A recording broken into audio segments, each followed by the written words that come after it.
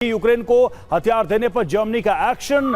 America के साथ deal पर काम कर रहा है जर्मनी और यूक्रेन को पैट्रियट सिस्टम देना चाहता है जर्मनी। रॉयटर्स के हवाले से यह बड़ी खबर सामने आ रही है।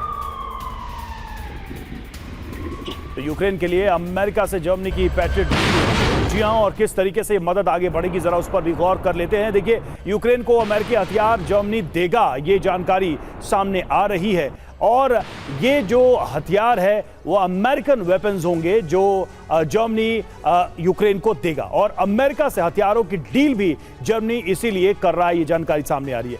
यूएस से पैट्रियट सिस्टम खरीदना चाहता है जर्मनी और यूक्रेन में पैट्रियट की कमी से जर्मनी परेशान भी है। 2 पैट्रियट यूक्रेन को देना चाहता है जर्मनी और पैट्रियट पर पेंटागन की मंजूरी का इंतजार किया जा रहा है। पैट्रियट मिसाइलों का खर्चा उठाएगा जर्मनी, ये रॉयटर्स के हवाले से कहा जा रहा है। सर, बात घुमा फिरा के जो चल रही थी कि नेटो है, नेटो बिल्कुल है इसमें, भले ही अपने सैनिक नहीं उतारे लेकिन हर वो चीज जंग में उतार रहा है जिससे रूस का सामना यूक्रेन कर सके। ये पैट्रियट भी उसी का हिस्सा है, इसमें कोई शक नहीं है। नेटो तो इनके पीछे है ही और स्पेशली जब से यूएसए ने थोड़ा सा हाथ खींचा है तो जेलेंस्की ये कोशिश कर रहा है कि नेटो कंट्रीज उसको ज़्यादा सपोर्ट करें। लेकिन देखिए, अभी जर्मनी उनसे पैट्रियट मिसाइल्स खरीदेगा।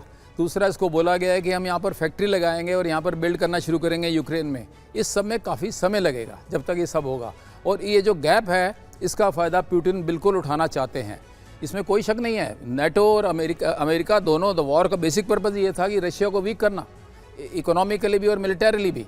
जो लेकिन सर, एक छोटी सी चीज़ में कि समय की आप बात कर रहे हैं, क्या यूक्रेन ने यह साबित नहीं किया है कि अगर थोड़ी बहुत मदद मिले तो इस वॉर को वो और स्ट्रेच कर सकता है? मतलब ऑलरेडी आप देखिए इतने साल हो चुके हैं, ये कंक्लूड नहीं हुआ है, तो क्या ये नहीं हो सकता कि और स्ट्रेच किया जा सके इस तरह की छिटपुट मदद के द्वारा? यूक्रेन इस रणनीति पर तो काम कर चुका है और सक्सेसफुली कर चुका है। देखिए, सक्सेस हम इसे नहीं कह सकते। वॉर को प्रोलॉन्ग करने के 2 कारण हैं। एक तो जेलेंस्की खुद अपना वहाँ पर रहना चाहते हैं। आज अगर वॉर खत्म हो जाए और वहाँ पर इलेक्शन किया जाए तो हो सकता है जेलेंस्की सीट पर अपनी नहीं रहें।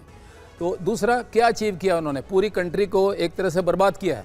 कितना उनका इकोनॉमिकली नुकसान हुआ है और कितना उनका जो बाकी भी था, रिकंस्ट्रक्शन प्लान भी किसी के पास जा रहा है, मिनरल भी किसी के पास जा रहे हैं। ये कोई एक अच्छी एग्जाम्पल नहीं है कि अपनी कंट्री का लॉन्ग टर्म में देखने के लिए।